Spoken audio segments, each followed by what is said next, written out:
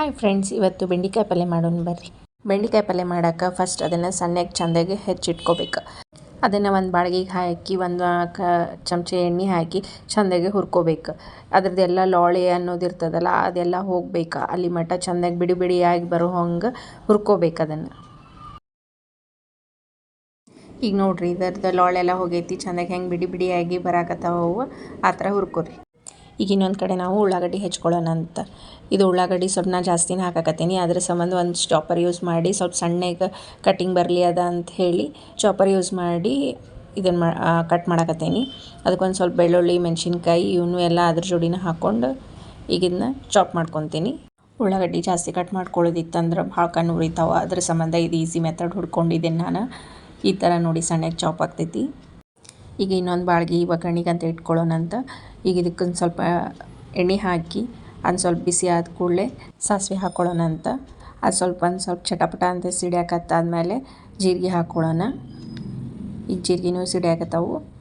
So ಈಗ ನಾವೇನು ಹೆಚ್ಚಿಟ್ಕೊಂಡಿದ್ವಲ್ಲ ಉಳ್ಳಾಗಡ್ಡಿ ಅದನ್ನು ಹಾಕ್ಕೊಂಡು ಸ್ವಲ್ಪ ಚೆಂದಾಗಿ ಬಾಡಿಸ್ಕೊಳ್ಳೋಣ ಅಂತ. ಇದು ಒಂದಿಟ್ಟು ಬೇಯೋ ಮಟ್ಟ ಅಂದರೆ ನಾವು ಟೊಮೆಟೊ ಹೆಚ್ಕೊಳ್ಳೋಣ. ಈಗ ಟೊಮೆಟೊನೂ ಸೇಮ್ ಅದೇ ಚಾಪರ್ನಾಗ ನಾನು ದೊಡ್ಡ ದೊಡ್ಡ ಹೋಳು ಮಾಡಿ ಕಟ್ ಮಾಡ್ಕೊಂಡು ಅದೇ ಚಾಪರ್ನಾಗ ಚಾಪ್ ಮಾಡ್ಕೊತೀನಿ. ಈಗ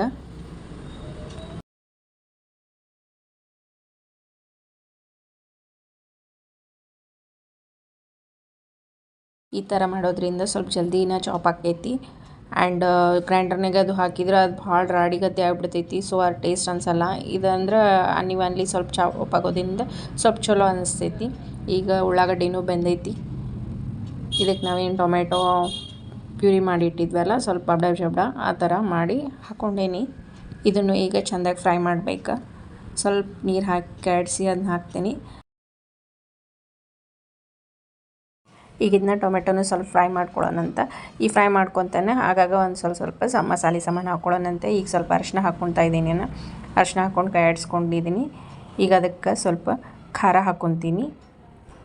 ಖಾರದ ಪೌಡ್ರ್ ನಾನು ಮಸಾಲೆ ಖಾರ ಯೂಸ್ ಮಾಡ್ತೀನಿ ಅಂದ್ಕೊಳ್ಳಿ. ಮಸಾಲೆ ಖಾರ, ಸ್ವಲ್ಪ ಗರಂ ಮಸಾಲ ಆ್ಯಂಡ್ ಸ್ವಲ್ಪ ಉಪ್ಪು ಮತ್ತು ಸ್ವಲ್ಪ ಟೊಮೆಟೊ ಹಾಕ್ಕೊಂಡಿದ್ರಿಂದ ಸ್ವಲ್ಪ ಸಕ್ಕರೆ ಹಾಕ್ಕೊತಾ ಇದ್ದೀನಿ. ಇದನ್ನೆಲ್ಲ ಚೆಂದಾಗಿ ಕೈ ಆಡಿಸ್ಬೇಕು. ಇನ್ನು ಸ್ವಲ್ಪ ಮುಚ್ಚಿಟ್ಟು ಬೇಯಿಸ್ತಾ ಇದ್ದೀನಿ. ಚೆಂದಾಗಿ ಸ್ವಲ್ಪ ಗ್ರೇವಿ ಥರ ಆಗಲಿ ಅಂತ. ಈಗ ನೋಡಿರಿ, ಇದೆಲ್ಲ ಚೆಂದಾಗಿ ಬೆಂದೈತಿ. ಸೊ ಈ ಟೈಮಿಗೆ ನಾವೇನು ಆಲ್ರೆಡಿ ಹುರಿದಿಟ್ಕೊಂಡಿದ್ವಲ್ಲ ಬೆಂಡೆಕಾಯಿ ಇದನ್ನು ಹಾಕ್ಕೊಂಡು ಕಾಯಿಡ್ಸ್ಕೋಬೇಕು. ಇದೇನು ಭಾಳ ಈಗೇನು ಹುರ್ಕೊಳ್ಳೋಂಗಿಲ್ಲ, ಯಾಕಂದ್ರೆ ಆಲ್ರೆಡಿ ನಾವು ಬೆಂಡೆಕಾಯಿ ಹುರ್ಕೊಂಡಿದ್ದೀವಿ ಮತ್ತು ಗ್ರೇವಿನೂ ಆಲ್ರೆಡಿ ರೆಡಿ ಐತಿ. ಸೊ ಮಿಕ್ಸ್ ಅಷ್ಟು ಮಾಡಿ ಸ್ವಲ್ಪ ಹೊತ್ತು ಬಿಡಬೇಕಷ್ಟೆ. 1-2 ನಿಮಿಷ ಬಿಟ್ಟು ಗ್ಯಾಸ್ ಆಫ್ ಮಾಡಿಬಿಟ್ರಿ ಅಷ್ಟೇ ಸಾಕು. ಈಗ ಬೆಂಡೆಕಾಯಿ ಪಲ್ಯ ರೆಡಿ ಐತಿ.